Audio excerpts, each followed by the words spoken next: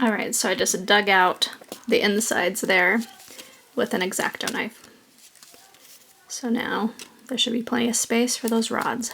And now I'll just put clay around this. Alright, so I have to measure this sideways too. And you can see all through here I'm going to need to bulk this out. And the back I'm going to just leave for now, but I'll just be concerning myself with this front area. And so I've just been adding more and more pancakes or rectangles to this front part of the box so it can be the chest. Okay, so here we are. Now this part is starting to taper down in the front, so that's why I'm just adding a piece that starts here rather than starts at the top. So that will help it bow out a bit, and I'll probably do it again with one down here to help it bow out again for a belly. Alright, so this looks pretty crazy right now, but I'm just having these toothpicks here to kind of mimic the kind of wires that are going to be in this when my client uses it. So what I'm going to do now is bake this piece. I'm going to take out the toothpicks and then bake it again, so we've got those holes that will be there in place. And then also I've just got, for the legs, I have this loop of armature wire, and this is the 14 gauge. And I'm just going to kind of push it up inside and then make sure there's plenty of clay around it so it'll be embedded into the doll. So this is the piece that I'll be baking. Isn't he beautiful? Hey, I'm just showing you every step so you can see that even a project like this that you've never done before, you can figure it out, and I'll show you how I do that. Alright, so here's what we've got so far, this beautiful potato looking thing. Does that look funny? Okay, so when it gets to this stage, you just keep on going. Don't let yourself be discouraged, because we've got the right shapes here. Now we can just see we need to fill out the chest to make it be more the correct shape. Fill that out over here too, and work on the legs. So next I'm going to start putting foil and some aluminum foil tape and a little bit of the paper tape to kind of bulk out these legs a bit more. Alright, so down here you can see like when you add these aluminum foil legs that they kind of slip around, and that's not great. So what I'm going to do is at the bottom I'm going to wrap it with the aluminum foil tape, and that will keep it so all the foil stays in place and doesn't slide around. Alright, so now those will stay in place better. And I squeeze them a bit to make sure they're the same size, and then next I will wrap them with paper tape and then put clay on them. Alright, so now you can see he's looking more like what he should. Now we'll start adding clay to bulk out those legs a bit. Alright, so I just keep adding to him until he starts looking more and more like the picture. And it looks pretty scary at this point, but I just wanted to show you that that's part of the process. They don't look great at first, but you just keep on adding, keep on refining. Like, just look at this leg compared to this other one. So you just keep working at it until you've got the shape that you need.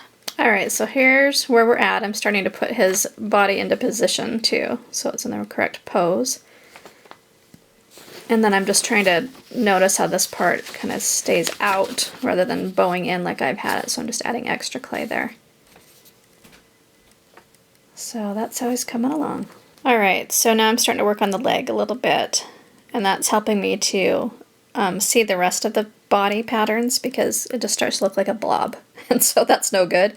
So I help my eyes out by starting to put in the landmarks and the positions better. So right now this is still incredibly rough, but it's starting to look a lot more like the pattern. Alright, so now I'm going through, and like you can see right here, there's kind of a divot that shouldn't be, so I'll fill that in with clay. So I'm just looking for the main shapes, that we've got them all in place, and then I'll be refining it a lot. And this is all kind of bumpy, so I'll be going through it with my thumbs, adding clay where I need to, and then also using my orange smoothing gel a lot and a little brush just to make sure everything's as smooth as possible. And then I can always sand this as well, but it's always a good idea to get it as smooth as you can with your fingers, so then there's less sanding to do in the future. Alright, so next I'm ready to do his little vest. Here he is. I've kind of drawn it in just a little bit to kind of give me an idea of where I want to place it. But what I've done is taken a sheet and run it through my pasta machine at about a 4 thickness. So this is I don't know, 1.5 mm or so, I would guess. And so I've got it to the right length, and then I'm going to use this and lay it in place as the vest. So I just pick this up, just kind of lay it in place following the lines that I created. And then I'll repeat it with the other side as I'm going to pull and kind of adjust this first, and then I'll lay it right up this side too. Alright, so now I'm just going to take these sides and just blend it right into the rest of the clay. Because it's really just this front edge and these bottom edges that I wanted from this. And then for the buttons, I've just taken an eyelet that happened to be the same size as what I'd like the buttons to be and just kind of pressed it in there to leave a circle. I'm going to use this flat metal tool to make these little lines on the sides of the buttons, and also I'll use the other side of it to kind of just press in the seam line. Alright, so that's been done just with dragging my flat metal tool just along the edges to give it a little bit of a seam. And now I'm going to take a sheet that's size 3, so just a little bit thicker than the vest size, and I'm going to create this jacket right here. And the jacket kind of goes down and down the side and covers the bottom and all that. So what I'm going to do is cut a line through this so I have a nice straight edge to work with, and then just kind of lay this out where I want it. And then I'll trim the edges after that. Alright, so this is what I've got. I'm just hanging that sheet of clay here. And then I'll just trim along this edge with my X-Acto knife to make sure it's the correct curve that I'm looking for. So right now I need that little section cut off. Alright, so there's what we have with that one side. And up here I'm just going to flatten this out and then trim out the square shape again and just make sure it's all smooth. Then I'm going to repeat this for the other side. Alright, so I've just kind of had these two meet in the back, and I'm going to have to smooth those out by hand.